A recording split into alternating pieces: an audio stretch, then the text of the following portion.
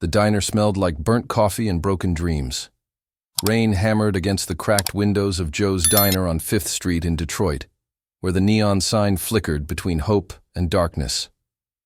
Inside, beneath the fluorescent lights that made everything look slightly unreal, a young woman sat alone in a corner booth, her hands trembling as she checked her phone for the 3rd time in 5 minutes.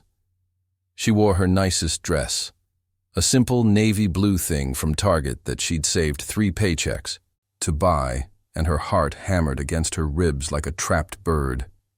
This was supposed to be her chance, her one shot at something different, something better than the endless cycle of double shifts and empty refrigerators and nights spent crying into pillows that smelled like secondhand smoke from the apartment below.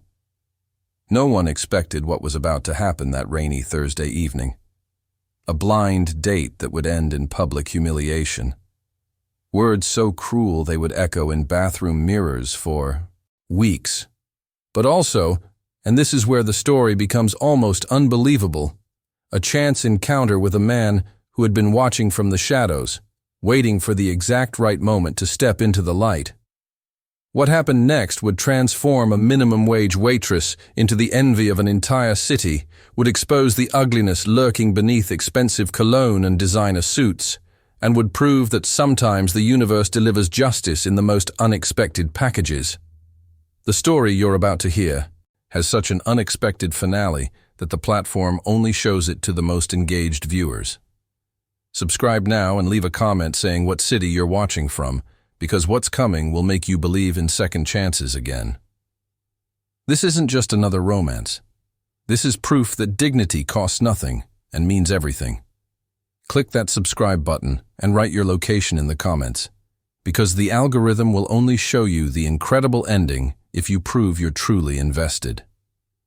Trust me, you don't want to miss what happens when a woman's worst moment becomes the doorway to her best life. Charlotte Hayes had been working at Rosie's Cafe on Woodward Avenue for 3 years. 3 years of waking up at 4:30 in the morning to catch the bus that smelled like urine and defeat.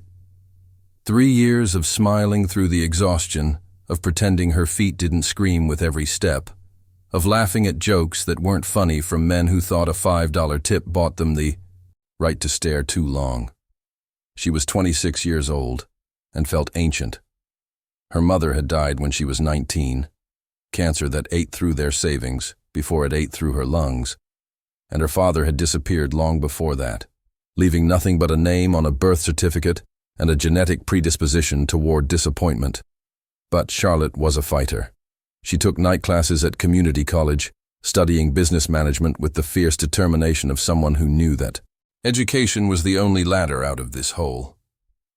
She dreamed of opening her own cafe someday, a place with good coffee and soft lighting and tables where people could sit without feeling rushed, a place that felt like home. She kept a notebook in her apron pocket, filling it with ideas during slow moments, menu items, color schemes, names.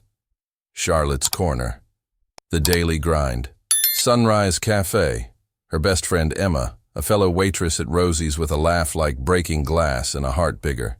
Then Michigan had set up the blind date. His name is Derek Morrison. He works in finance, wears nice suits, drives a BMW. Charlotte, honey, you deserve someone who can take you somewhere better than Taco Bell. Emma had shown her Derek's Facebook profile. Strong jaw, perfect teeth, photos of him at charity galas and golf courses. Charlotte's stomach had twisted with both excitement and dread. Men like that didn't date girls like her. Girls with broken zippers on their purses and generic brand shampoo. But Emma had insisted. Derek had seen Charlotte's photo. Emma had shown him and said she was cute. That single word had carried Charlotte through a week of nervous anticipation. Cute. Not beautiful, not stunning, but cute. She could work with cute. She'd bought the navy dress, spent an hour on her makeup using YouTube tutorials, and arrived at Joe's Diner 15 minutes early because punctuality was free and she had so little else to offer. Derek arrived 20 minutes late. She heard him before she saw him. Loud voice, louder laugh, the kind of laugh that demanded attention. He walked into the diner like he owned it, and maybe in some cosmic sense he did. His suit probably cost more than 3 months of Charlotte's rent. He was handsome in that aggressive gym rat way, with shoulders that seemed to enter rooms before the rest of him. But his eyes were cold, calculating. They swept over Charlotte with the practiced efficiency of someone appraising merchandise. "Charlotte?" He didn't sit down, just stood there, hands in his pockets, looking at her like she was a puzzle he'd already solved and found boring. "Hi, yes, I'm Charlotte. You must be Derek." She stood up too fast, bumping the table, rattling the water glasses. "I'm so glad you could make it. I know you're probably really busy." "Yeah." He cut her off, his eyes traveling from her face to her dress to her scuffed shoes, the only pair she owned that weren't sneakers, and back up again. "Listen, I'm going to be straight with you because I don't believe in wasting time. This was a mistake. Emma's a nice girl, but she clearly doesn't understand social dynamics." Charlotte felt the words like punches, each one landing in her stomach, stealing her breath. "I'm sorry. You seem nice. I'm sure you're a perfectly fine person. But look at you. Look at this place."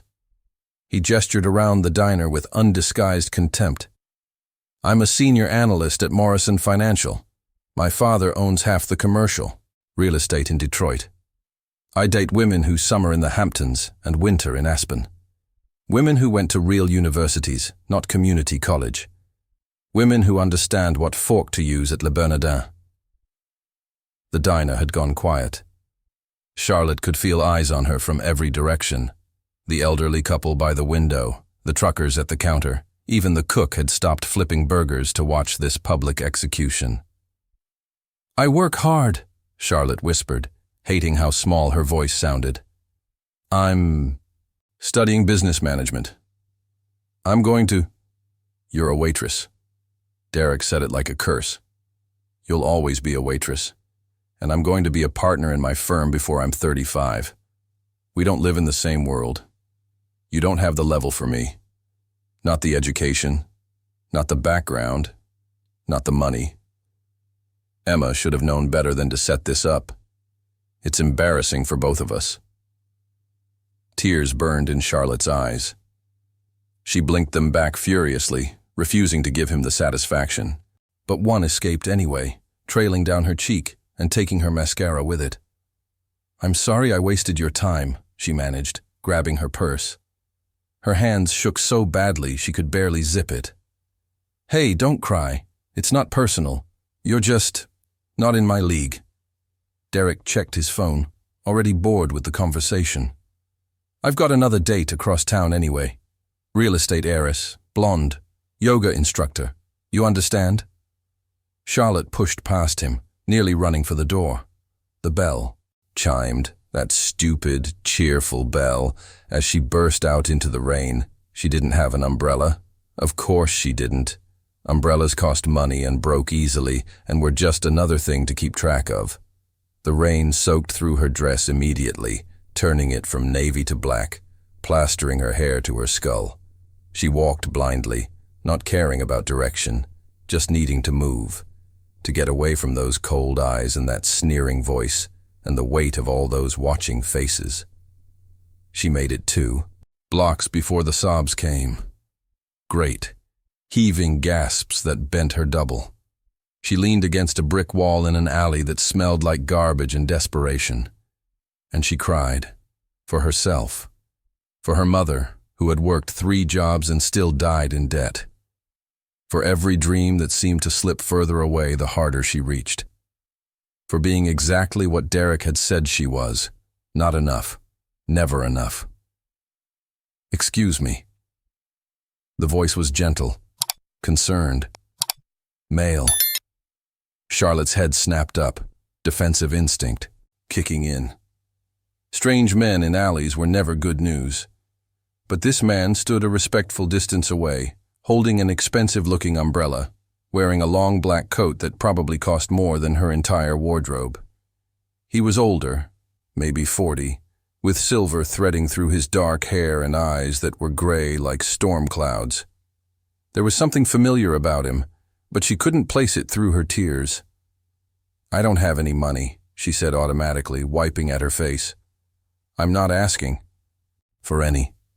He stepped closer, slowly, like approaching a wounded animal. "I was in the diner. I saw what happened. That man is an idiot and an asshole. Forgive my language, but there's no other word for it." Charlotte laughed bitterly. "He's honest. That's more than most people. He's cruel. Honesty doesn't require cruelty." The man reached into his coat and pulled out a handkerchief, an actual cloth handkerchief like something from a movie, and held it out to her. "Here, your mascara is running." She took it automatically, dabbing at her face. The handkerchief was soft, expensive, monogrammed with initials she couldn't make out in the darkness. "Thank you. I'll wash it and keep it. I have dozens." He smiled slightly, and something about that smile finally clicked. "You come into Rosie's," Charlotte said slowly, "every Tuesday and Thursday morning, 7:15, black coffee, no sugar, eggs over easy, whole wheat toast, no butter." His smile widened. "You remember my order." "I remember all my regulars' orders. It's just good service." She paused, studying him more carefully now. He was handsome in a quiet, understated way. The kind of handsome that grew on you slowly, that revealed itself in smiles and gestures rather than demanding immediate attention. "I'm sorry, I don't know your name. You always pay cash." "Benjamin Mitchell." He held out his hand, formal and old-fashioned. "And I know you're Charlotte. I see your name tag every week. Charlotte Hayes." She shook his hand, acutely aware of how small and cold her fingers were in his warm grip. "It's nice to officially meet you, Mr. Mitchell." "Benjamin, please. Mr. Mitchell is my father, and he's been dead for 5 years. A shadow passed across his face, quick as a bird. "Listen, I know this is forward. I know you've just had a terrible experience and probably want to be left alone. But would you let me buy you dinner? A real dinner. Not to hit on you, not as a date, just as an apology on behalf of my gender for that spectacular display of jackassery back there." Charlotte hesitated. Every instinct screamed that this was too good to be true, that men like Benjamin Mitchell, men in expensive coats with gentle voices, didn't help crying waitresses in rain-soaked alleys. But something in his eyes stopped her refusal before it formed. He looked lonely, not in the desperate way Derek had looked predatory, but in the quiet way of someone who knew what it meant to hurt. "I look terrible," she said finally. "I'm soaked, and my makeup is ruined, and you look human, which is better than most of the people I have dinner with." Benjamin gestured down the street. "There's a place 2 blocks from here, Antonio's. Best Italian food in Detroit. They know me there. They'll give us a quiet table and not stare. I can't afford. I'm inviting you. I'm paying. And before you argue." He held up a hand. "Considerate payment for 3 years of perfect coffee service. You never once got my order wrong. Do you know how rare that is? I've calculated that you've saved me approximately 42 minutes of my life by being efficient and accurate.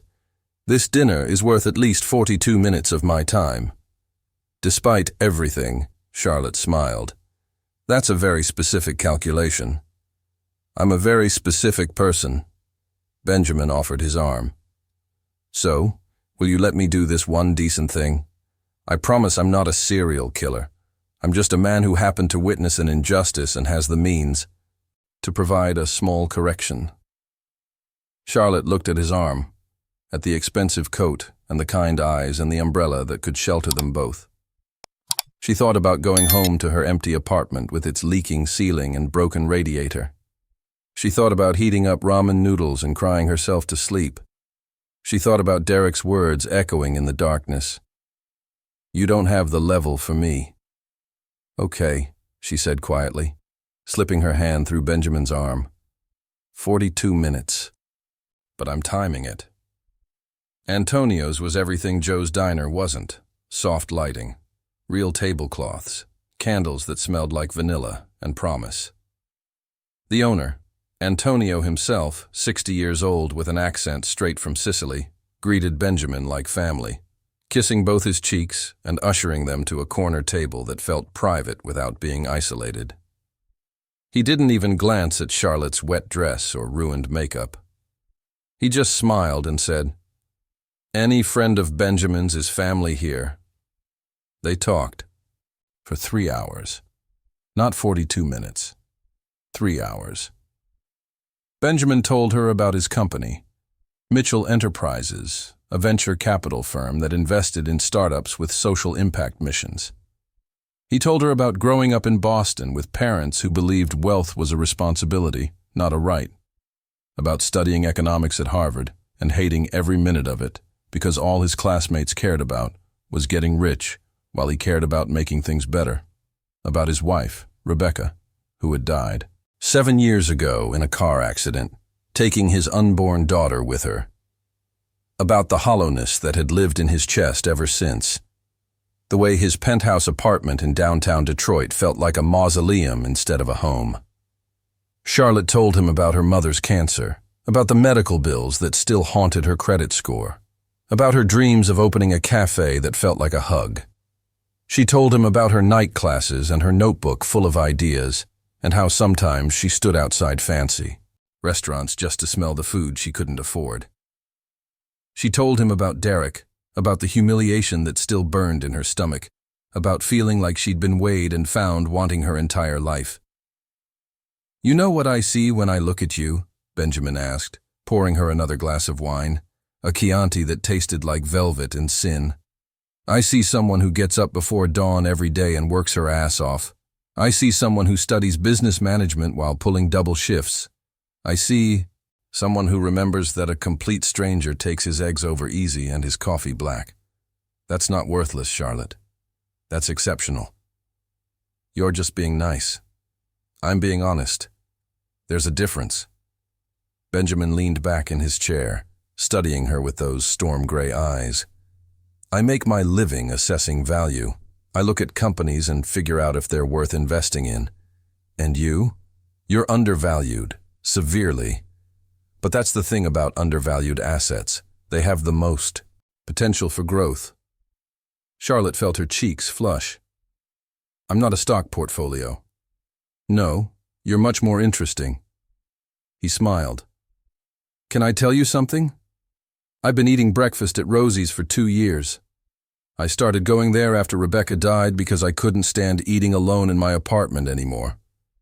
And every Tuesday and Thursday, I would sit in that booth by the window, and you would bring me my coffee and my eggs, and you would smile. Not a fake smile, a real one. Even when I could see how tired you were, how much your feet hurt, you smiled. Do you know how rare genuine kindness is? I was just doing my job." "Exactly. You do your job with excellence even when no one is watching. That's character." Benjamin reached across the table, his hand hovering near hers, but not quite touching. "I'm not trying to make this weird. I know I'm older than you. I know I'm probably not supposed to say any of this. But watching that asshole humiliate you tonight made me angrier than I've been in years. You deserve better than Derek Morrison and his league bullshit. You deserve better than Joe's Diner and community college loans and broken radiators. Yes, I heard you mention that. You deserve someone who sees your value." "Why do you care?" Charlotte whispered. "You don't know me. Not really. I know you better than you think. 2 years of Tuesday and Thursday mornings. 2 years of watching you recommend the apple pie to the old lady who always sits alone. 2 years of seeing you slip extra fries to the construction workers who are obviously counting pennies. 2 years of perfect coffee and genuine smiles. That's not nothing, Charlotte. That's everything." The rain had stopped by the time they left Antonio's. The city smelled clean, washed, new. Benjamin walked Charlotte to her bus stop and waited with her even though she insisted he didn't have to. When the bus arrived, graffitied and rattling, he took her hand formally, old-fashioned again. "Can I see you?" "No, Again? He asked. As friends, if nothing else. I'd like to hear more about this cafe you're dreaming of. I don't think we live in the same world, Charlotte said softly, echoing Derek's words, but with different meaning. Good. My world is lonely and hollow. Maybe you can show me yours instead. She gave him her number. He texted her before she even got on the bus. Thank you for 3 hours. That reminded me what it feels like to talk to someone real. B. Charlotte cried on the bus ride home, but these tears were different. Confused, hopeful, terrified. For 3 months, they built something in secret. Benjamin would pick her up after her shifts at Rosie's, and they would drive to places Charlotte had never been. Art museums on free admission days. Parks along the Detroit River where they'd watch freighters pass like slow dreams. His penthouse apartment, just once when she'd worked a double and was too exhausted to take the bus home, where he'd made her soup and let her sleep on his couch, covering her with a cashmere blanket that felt like clouds. They talked about everything. Books and movies and childhood memories and the weight of loss. He told her about Rebecca, about the guilt of surviving, about the baby girl he'd never gotten to meet. She told him about her father's abandonment, about the shame of poverty, about nights when she'd eaten nothing but crackers because that's all there was. He never pitied her, never made her feel small. He just listened with those storm-gray eyes and held her hand when the memories got too heavy. He never pushed for more, never tried to kiss her or turn their friendship into something physical.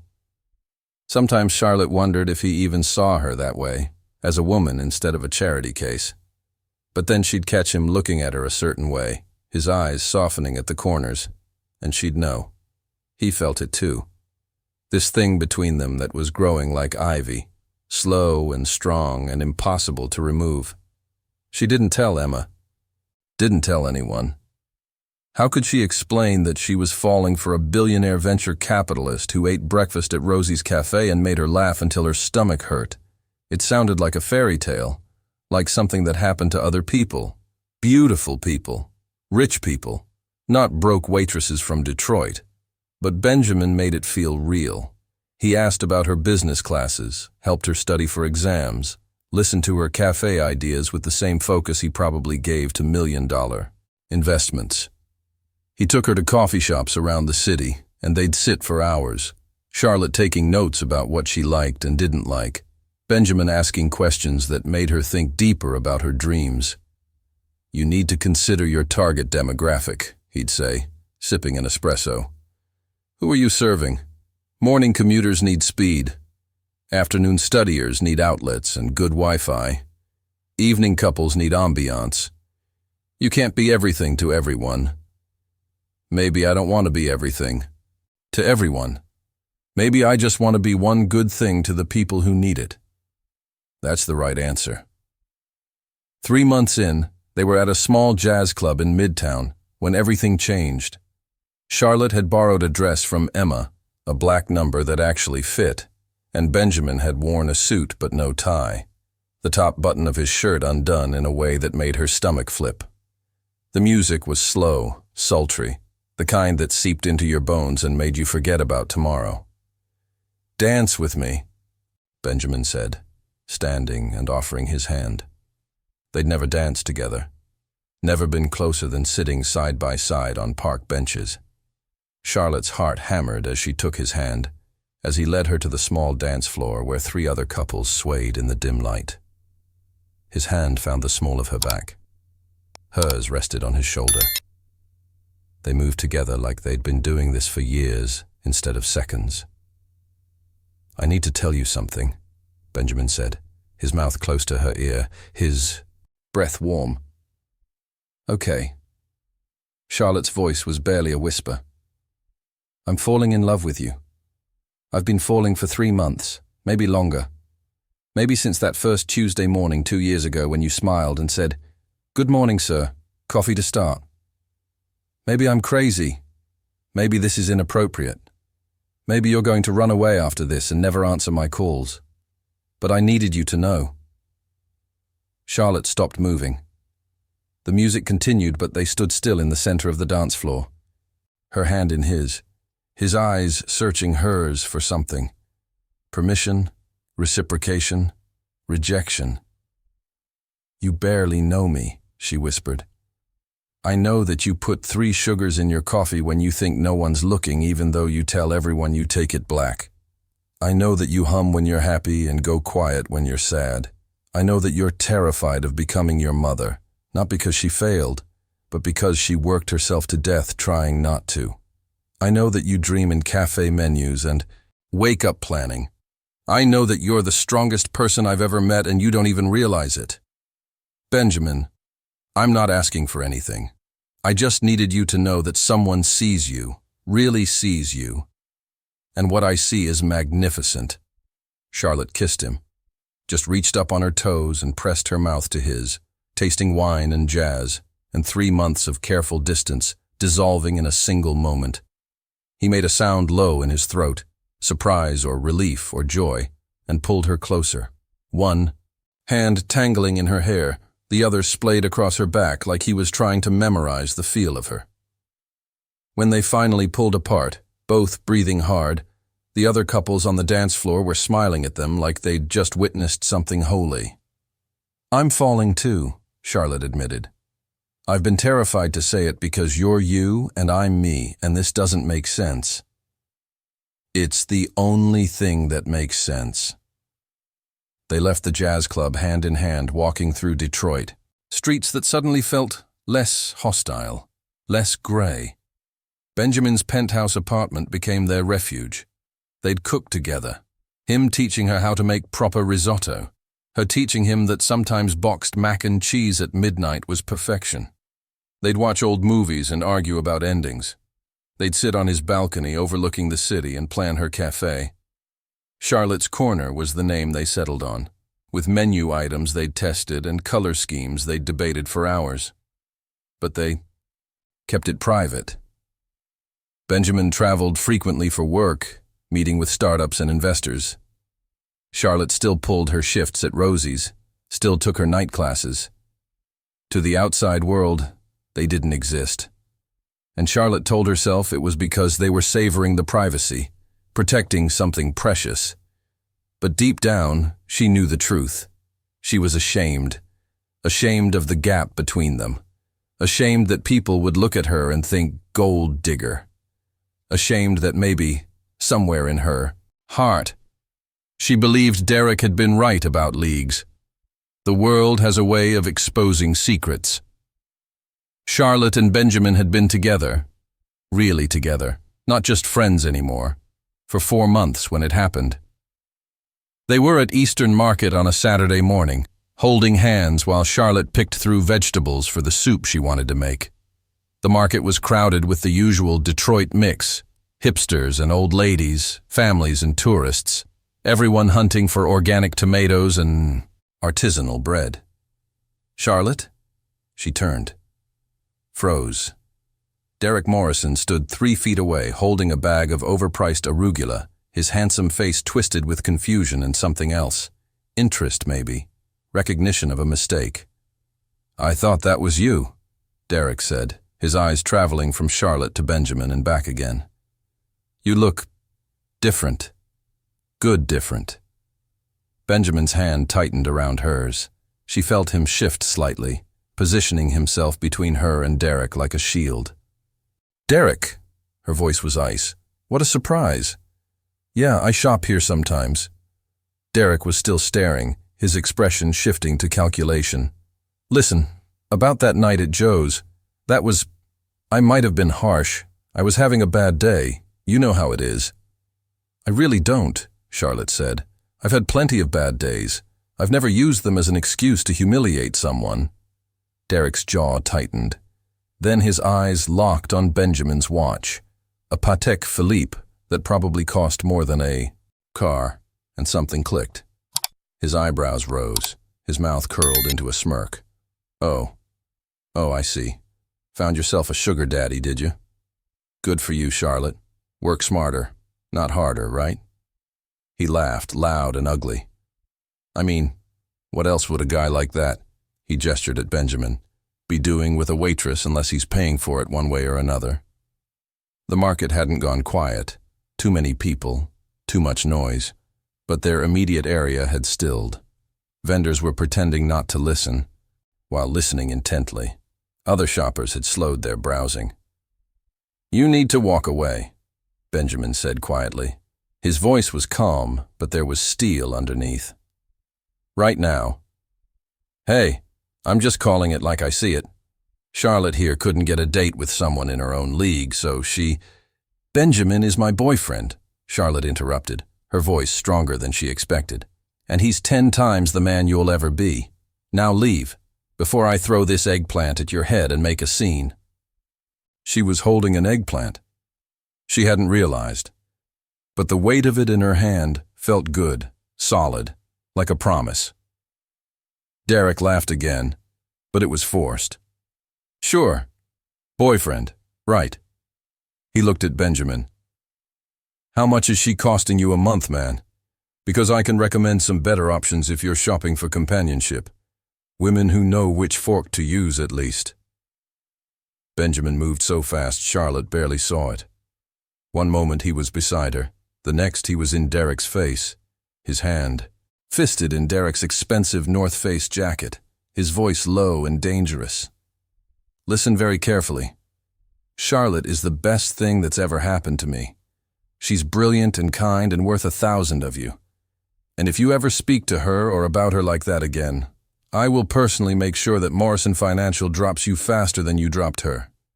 Yes, I know who your father is. I know who you are. Derek Morrison, senior analyst. You interviewed with my firm 18 months ago. We passed. Want to know why?" Derek had gone pale. "You're Benjamin Mitchell, Mitchell Enterprises. And you're the asshole who made the woman I love cry in a diner because you were too stupid to recognize value when it was sitting across from you. Stay away from her. Stay away from me. And pray I don't mention this conversation to your father the next time we have lunch." Benjamin released Derek, who stumbled backward, his face red with embarrassment and anger. People were definitely watching. Now. Some were recording on their phones. The moment would be on social media within an hour. "You two deserve each other," Derek spat. "Freaks." He stalked away, disappearing into the crowd. Charlotte realized she was shaking. Benjamin turned to her, his hands cupping her face, his eyes searching hers with concern. "Are you okay?" "I'm sorry, I shouldn't have grabbed him, You defended me." Charlotte's voice was wondering. "You actually defended me. Always. I will always defend you. But Charlotte, I need you to understand something." He took a breath. "I don't want to hide anymore. I don't want to keep us a secret. I'm proud to be with you. Proud. Not ashamed, not embarrassed. Proud. People will think. Let them think whatever they want. I know the truth. You know the truth. That's all that matters." He kissed her forehead gently. "Unless you're ashamed of me. I am significantly older after all, and my taste in movies is questionable." Charlotte laughed despite herself. "You're perfect. I'm really not. But I'm perfect for you, and you're perfect for me. So can we please stop hiding?" She nodded, throat tight with emotion. Yes, no more hiding." Benjamin kissed her properly then, right there in Eastern Market with 100 people watching and at least a dozen phones recording. He kissed her like she was precious, like she was chosen, like she was exactly right. And Charlotte kissed him back, tasting freedom and choice and the future they were building together. The video went viral. Not massively, they weren't celebrities, but enough that people who knew either of them saw it. Emma called Charlotte screaming so loud she had to hold the phone away from her ear. "You're dating Benjamin Mitchell? Benjamin Mitchell? And you didn't tell me?" Charlotte's professors started treating her differently, with more respect, which made her uncomfortable. Some of her co-workers at Rosie's acted weird around her now, like she'd betrayed them by crossing over to the other side. But most were genuinely happy. "Good for you, honey," said Martha, the head cook. "You earned a good thing." Benjamin took her to a charity gala 2 weeks later. Not as his dirty secret, but as his girlfriend, introduced to everyone who mattered in Detroit high society. Charlotte wore a dress he'd bought her. Not charity, he insisted, but a gift, the same way she'd given him a paperback of her favorite book last week. And she felt like an imposter among women dripping in diamonds and confidence. But Benjamin never left her side. His hand stayed firm on her back, anchoring her. When people asked what she did, he answered before she could. "Charlotte's studying business management. She's going to open the best cafe in Detroit. I'm already planning to be her first investor." She loved him for that, for making her dreams sound real instead of foolish. They dated openly for 2 more months. Proper dates now, restaurants and theaters and weekend trips to Chicago. Benjamin introduced her to his friends, other wealthy people who were surprisingly kind, who asked about her cafe plans with genuine interest. Charlotte introduced him to Emma, who interrogated him for an hour before declaring, "Okay, you're allowed to date her, but hurt her and I know people." "Noted," Benjamin had said solemnly. It was at another charity event, this one for children's literacy, held at the Detroit Athletic Club, that everything finally exploded into the confrontation Charlotte hadn't known she was waiting for. She'd been dating Benjamin for 6 months. 6 months of slowly building confidence, of learning that she belonged in these spaces not because of him, but because of herself. She'd quit her job at Rosie's to focus full-time on her classes and her cafe planning.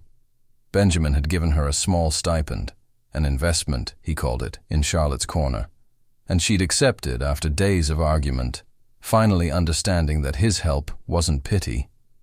It was partnership. She was talking to a group of other young professionals about microfinance when she saw him across the ballroom. Derek Morrison. Of course. His father's company was a major donor. Derek was schmoozing with a blonde woman who looked bored and expensive, his hand possessive on her lower back. Charlotte's stomach tightened. She'd been avoiding this inevitable meeting for months.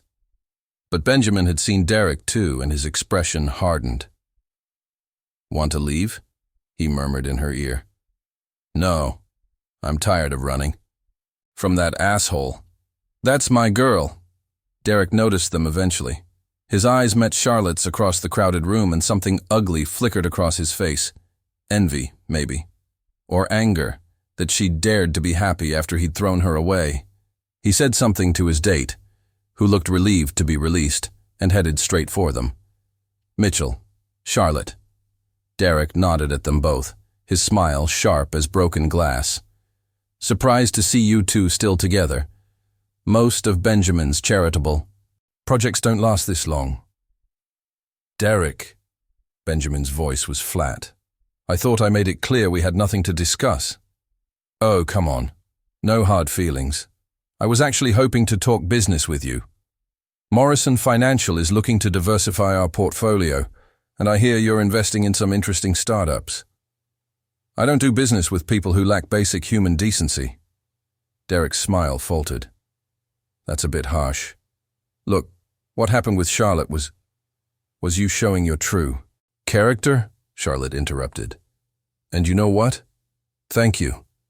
Because if you hadn't been such a complete asshole that night, I might have wasted time thinking I needed to impress you. Instead, I found someone who actually deserves me. Someone who bankrolls you, you mean?" Derek's voice dropped, venomous. "Everyone knows you quit your job. Everyone knows you're living off him. You're exactly what I thought you were, a gold digger who got lucky."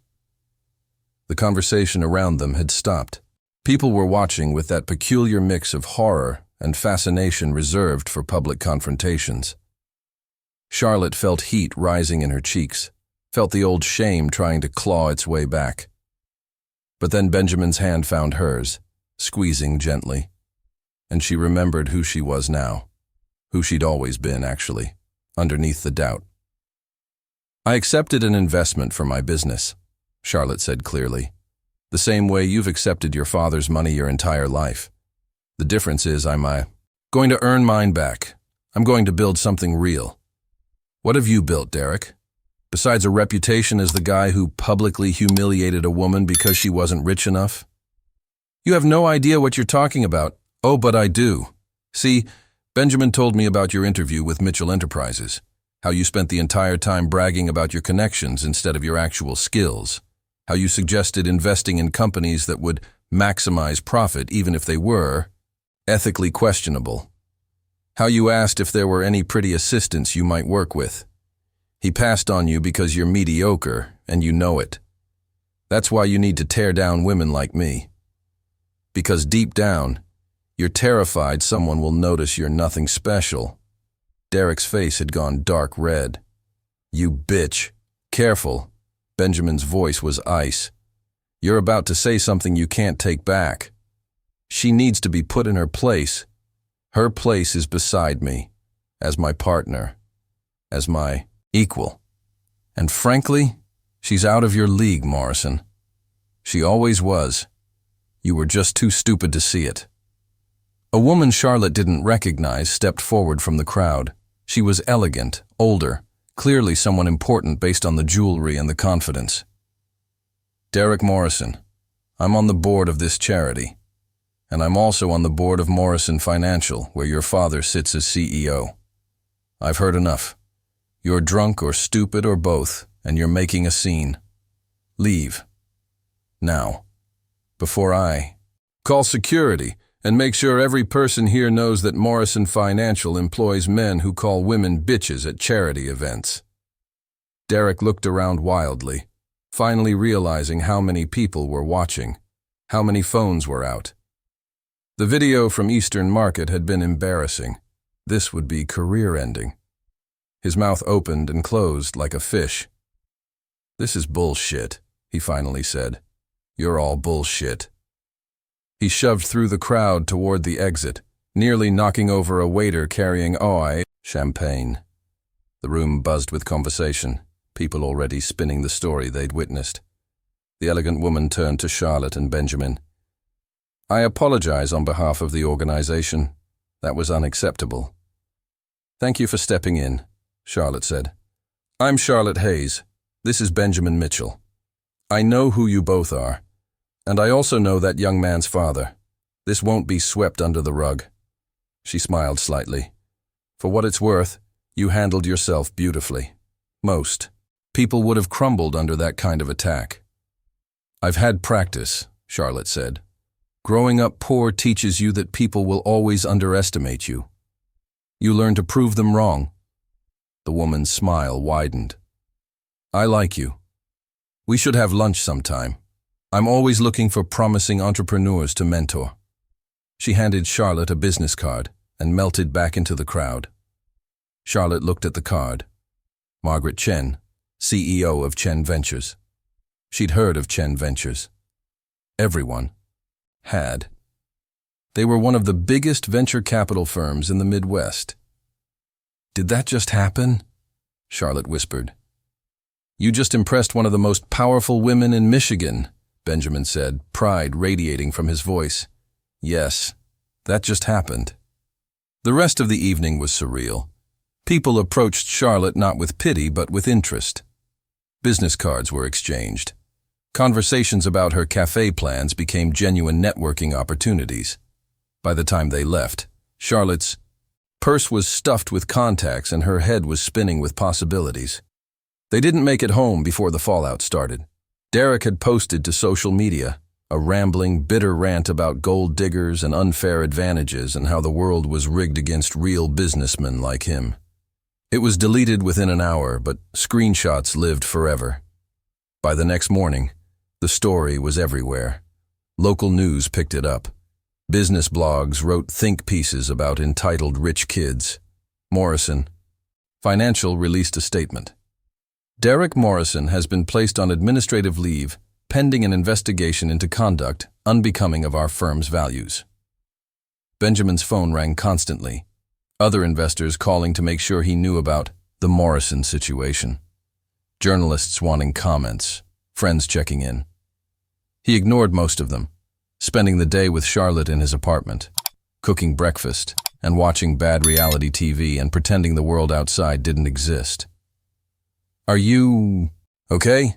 he asked for the 5th time. "I'm better than okay." Charlotte curled into his side on the couch, stealing his coffee even though she had her own. "For the first time in my life, I stood up for myself, really stood up, and the world didn't end. Derek didn't destroy me. I destroyed him." "You did. You were magnificent." Benjamin kissed the top of her head. "I'm so proud of you. I couldn't have done it without you. Knowing you believed in me, it made me believe in myself. You always had it in you. I just held up a mirror." 3 days later, Charlotte got a call from Margaret Chen's office, an invitation to lunch, an offer to discuss potential investment in Charlotte's corner. Charlotte accepted, her hands shaking with excitement and terror. The lunch led to a formal pitch meeting. The pitch meeting led to an investment offer. $25,000 for a 10% stake in a cafe that didn't even exist yet. "Margaret believes in you," Benjamin explained when Charlotte came home still in shock. "And so do I. Charlotte's corner is going to happen." It did happen. 6 months later, Charlotte stood in front of her cafe, her actual cafe, in a renovated building in Corktown. Exposed brick walls, soft lighting, mismatched vintage furniture that felt curated instead of cheap. A menu she'd worked on for months. Locally sourced pastries, ethically sourced coffee, lunch items that were healthy but affordable. And in the back corner, a bulletin board for community events, job postings, and a suspended coffee system where customers could prepay for someone in need. Benjamin was her first customer, of course. He ordered black coffee and eggs over easy and whole wheat toast, and Charlotte served it with a smile that felt like coming home. "How does it feel?" he asked. "Terrifying. Amazing. Right." She looked around at the handful of morning customers, construction workers and students, and a woman with a baby stroller, and felt tears prick her eyes. "This is real. I built this." "You did. I just helped with the logistics. You did more than that. You made me believe I could." 1 year after Charlotte's corner opened, Benjamin proposed. Not in a grand public gesture, but in the cafe after closing, just the two of them, and the smell of coffee and dreams. He got down on one knee between the mismatched tables and the exposed brick and the bulletin board covered in community hopes, and he pulled out a ring, simple, elegant, perfect, and asked if she would marry him. Charlotte said yes while crying and laughing and kissing him all at once. They were married 3 months later in a small ceremony at the Detroit Institute of Arts, with Emma as maid of honor and Margaret Chen among the guests. Derek Morrison was not invited, though they heard through the grapevine that he'd left Morrison Financial and moved to Phoenix, trying to outrun his reputation. 2 years after that, on a Tuesday morning in October, Charlotte stood in the back room of Charlotte's corner, which had expanded to include a second location in Ann Arbor. She was reviewing the books, solid profit margins, loyal customer base, excellent reviews, when Benjamin appeared in the doorway with 2 cups of coffee. "Remember when you couldn't afford a decent cup of coffee?" he asked, handing her one. "Remember when you sat alone in diners because your apartment was too empty? We've come a long way." "We have." They went upstairs. The cafe had a small apartment above it where they stayed. Sometimes when they wanted to feel close to the business, and sat on the balcony overlooking the street. Traffic hummed below. The October sun painted everything gold. The coffee was perfect because Charlotte had roasted the beans herself, had chosen every flavor note, had built every aspect of this life from nothing but determination and a dream someone had believed in. "Do you ever think about that night?" Charlotte asked. "At Joe's diner?" "All the time. Worst and best night of my life. Worst." because I had to watch someone hurt you.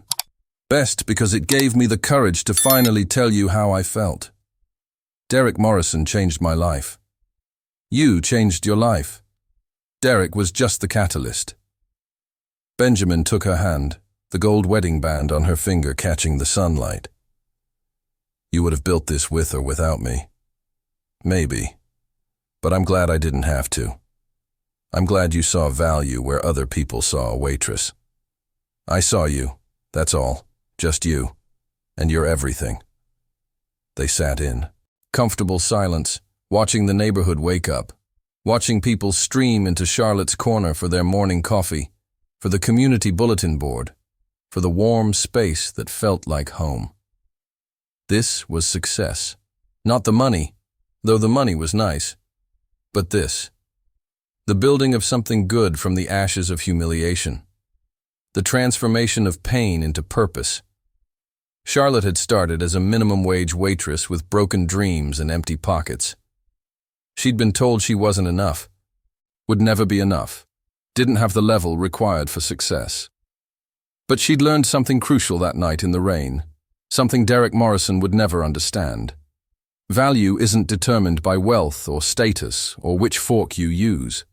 Value is intrinsic. It's measured in kindness and resilience and the courage to keep showing up even when the world keeps knocking you down. And sometimes, if you're very lucky, someone sees that value before you do. Someone holds up a mirror and shows you who you really are beneath the fear and shame.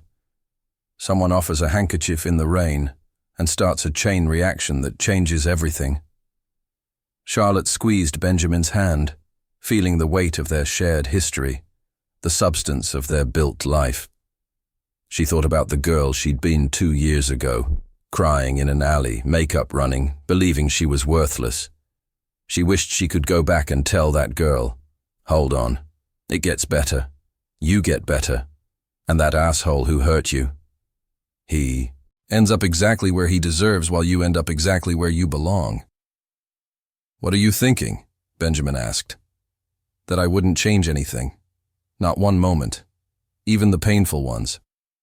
Even Derek? Especially Derek. He taught me what I didn't want. You taught me what I did. And what's that? Partnership, respect, love that sees me clearly instead of looking through me. Coffee that tastes like home. She smiled. You. Benjamin pulled her close, kissing her temple. Below them, Charlotte's corner hummed with morning energy. The espresso machine hissed, customers laughed. The community board filled with new postings, job opportunities, lost pets, invitations to neighborhood cleanups. This was what success looked like. Not a mansion or a yacht, but a place where people felt seen, where a single mother could buy a suspended coffee, where a construction worker could grab affordable lunch, where dreams, small and large, had space to breathe. The future stretched ahead, golden, as October light.